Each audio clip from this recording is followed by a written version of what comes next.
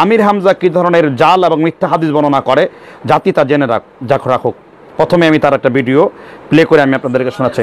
হযরত মুসা আলাইহিস সালামের জামানায় তিনি দোয়া করেছিলেন, রব্বুল আলামিন তুমি আমার সাথে জান্নাতে যাবে যাকে, সেই লোকটাকে একটু দেখাও।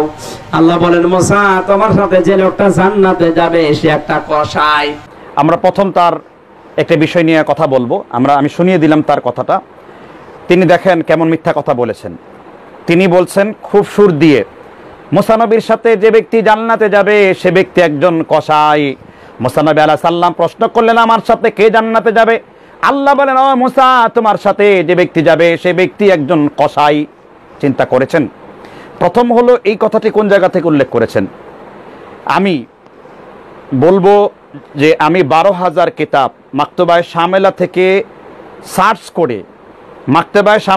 সার্চ করে 12,000 কিতাব থেকে আমি এই হাদিসের কোনো সনদ বা অস্তিত্ব পাই নাই। 4 মাযহাব একমত, হানাফি, মালিকি, শাফি, হাম্বলি। দেখুন কত বড় মিথ্যাচার হাদিসের নামে, মানুষকে ধর্মের নামে কত বড় ধোঁকাবাজি দেওয়া, যে মুসা আলাইহি ওয়াসাল্লামের সাথে জান্নাতে থাকবে একজন কসাই। যা আমি 12,000 কিতাব থেকে সার্চ করে কোথাও এই হাদিসের কোনো সনদ অস্তিত্ব পাই নাই। এমনকি তাওরাত কিতাবের মধ্যে কোনো এই কথাটি নাই, বাইবেলের মধ্যে নাই, ইনজিলের মধ্যে নাই, কিতাবুল মুকাদ্দাসের মধ্যে নাই, এই কোনো গ্রন্থের মধ্যে এই কথাটা নাই, এবং কি কোনো নির্ভরযোগ্য তাফসিরের মধ্যে নাই। অথচ রাসূলুল্লাহ সাল্লাল্লাহু আলাইহি ওয়াসাল্লাম কি বলেছেন? এই হাদিসটি বুখারী শরীফের সহিহুল বুখারী 109 নম্বর হাদিস, এবং বুখারী শরীফের সরা আল্লামা আনোয়ার শাহ কাশ্মীরি তিনি তার ফাইজুল বারির 109 নম্বর হাদিসের ব্যাখ্যায় বলেছেন যে প্রায় 50 জন সাহাবী থেকে এই হাদিসটি বর্ণিত রয়েছে। মুতাওয়াতির পর্যায়ের 50 জন সাহাবী হাদিসটা বর্ণনা করেছেন। হাদিসটা কি?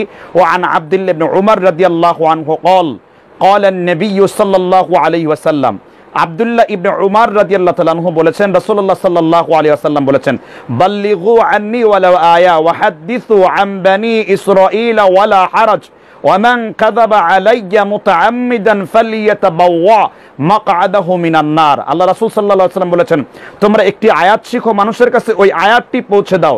তোমরা বানি ইসরাঈলীদের কাহিনী বর্ণনা করো, তাতেও দোষের কিছু নাই, কিন্তু মান কাযাবা আলাইয়া মুতাআম্মিদান ফালিয়াতাবাওয়া মাকআদাহু মিনান নার, যেই কথাটা আমি আল্লাহর নবী বলিনি, আমি আল্লাহর নবী যেই কথাটা দাবিত করা হয়, বা আমি আল্লাহর নবীর নামে যে কথাটা বলা হয়, তার থাকার জায়গা সরাসরি জাহান্নাম।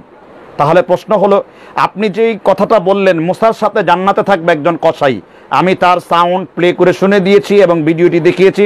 প্রয়োজনে এগুলো ভিডিও তার অ্যাড করে দেওয়া হবে ইনশাআল্লাহ। তো জান্নাতে থাকবে তার একজন কসাই। দেখেন কি মারাত্মক জাল হাদিস, মিথ্যা হাদিস। অথচ রাসূল কি বলেছেন? আপনারা স্পষ্ট হাদিসটি শুনলেন, মান কাযাবা আলাইয়া মুতাআম্মিদান ফালিয়াতাবাওয়া মাকআদাহু মিনান নার।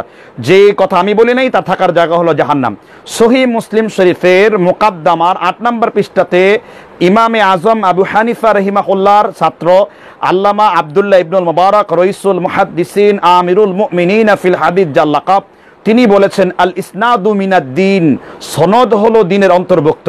ইমাম সুফিয়ান আস-সাউরি রাহিমাহুল্লাহ তিনি বলেছেন যে সনদবিহীন কোনো হাদিস দিয়ে কথা বলাটা হারাম, কবিরা গুনাহ, কারণ এটা মওযু হাদিস, এটা জাল হাদিস, এবং হাদিসটা এমন মারাত্মক বিষয় যে তার কোনো অস্তিত্ব নেই। অথচ তিনি ওয়াজের মঞ্চে বলে দিলেন যে যার সাথে মুসা আলাইহিস সালামের সাথে জান্নাতে যাবে একজন কসাই, তারপরে অনেক লম্বা কথা। তাহলে এই কথাটা তাহলে কোন জায়গায় এসেছে?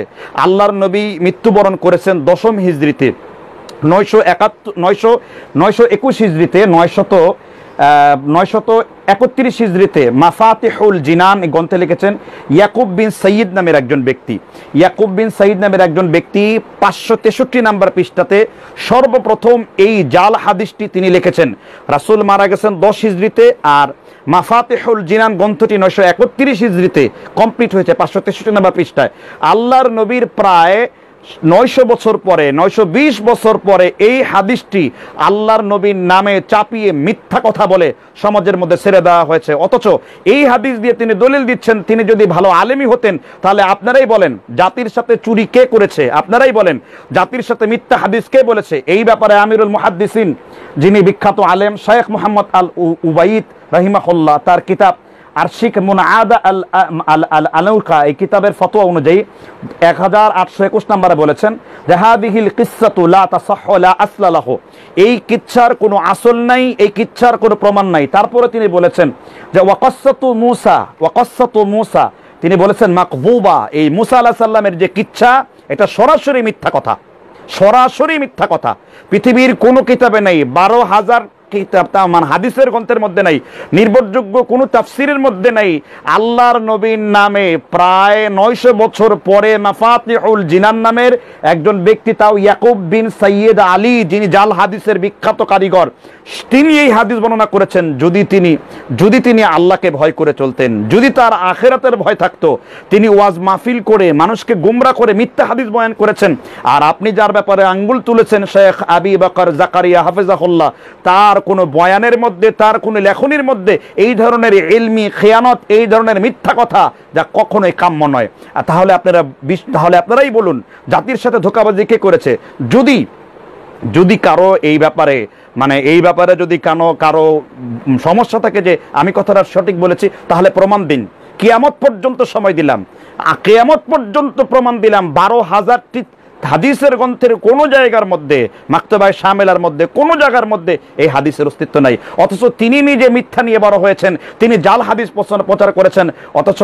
অথচ খলিফা মাহদি জাল হাদিস প্রচার করার কারণে সেই যুগে মৃত্যুদণ্ড কার্যকর করেছেন। কাজীউল কুদা যদি থাকতো তাহলে অবশ্যই তাদেরকে আইনের আওতায় আনা হতো, ইসলামী শাসনের আওতায় আনা হতো। কেন এই ধরনের মিথ্যা কথা জাল হাদিস প্রচার করে জনগণকে গুমরা করা হয়েছে? আর ওমর রাদিয়াল্লাহু তাআলা আনহুর খেলাফতের সময় যদি থাকতো, তাহলে আমি তো মুসলিম শরীফের পূর্বেই হাদিসটা বলে দিয়েছি। সুতরাং আপনারাই বলুন যে ইলমের ক্ষেত্রে, খেদমতের ক্ষেত্রে কে মিথ্যা কথা বলছে? যেই বক্তা কিনা জানেই না এই হাদিসটা জাল না সহি, যে ব্যক্তি জাল হাদিস প্রোডাক্ট করে সমাজকে ধোঁকাবাজি দিচ্ছেন, আর সে আজকে আমাদেরকে এই কথা বলছেন। সুতরাং আমি স্পষ্ট করে বলে দিতে চাই, জামির হামজা আপনি সাবধান হন, আল্লাহকে ভয় করুন। এখন ইন্টারনেটের যুগ, ঝামেলাটা মোবাইল সফটওয়্যার রাখলে সার্চ করলে বের হয়ে যায়। অথচ আপনি মিথ্যা হাদিস বলে শুধু কবিরা গুনাহ করেন নাই, আপনি মরে যাওয়ার পরে এই কথাগুলো দ্বারা আপনি ক্ষতিগ্রস্ত হবেন এবং কবরে এই জন্য আযাব দেওয়া হবে। এই জন্য রাসূল সাল্লাল্লাহু আলাইহি ওয়াসাল্লাম বলেছেন, উসরিয়া লাইলাতান, আমি রাতের বেলায় যখন সফর করলাম মেরাজের রজনীতে, আমি জাহান্নামে দেখলাম এক ধরনের লোকদেরকে তুখরিদু শিফাহুম মাকারিদু মিনান নার, আগুনের কেচি দ্বারা তাদের জিহ্বাকে কেটে দেওয়া হচ্ছে। তাহলে কি বুঝলেন? আগুনের কেচি দ্বারা কেটে দেওয়া হচ্ছে। এই হলো আমাদের শেখ মাওলানা আমির হামজার ইলমি অবস্থা, বয়ানের অবস্থা। আর তিনি তহমত লাগাচ্ছেন কাকে? কোথায় শেখ সাদি, আর কোথায় বলে কি বকরিল নিদি, কোথায় হলো আবু বকর জাকারিয়া, আর কোথায় হলো আমির হামজা, যিনি হাদিসটা পর্যন্ত মিথ্যা হাদিস বলে জনগণকে গুমরা করছেন। আপনারা বলেন মিথ্যা হাদিস বলা কি? প্রত্যেক মাযহাব, মোল্লা আলে কারি বলেন, তারপর হানাফি মাযহাবের প্রখ্যাত আলেম বলেন, সকলেই জানে এটা বলা কবিরা গুনাহ।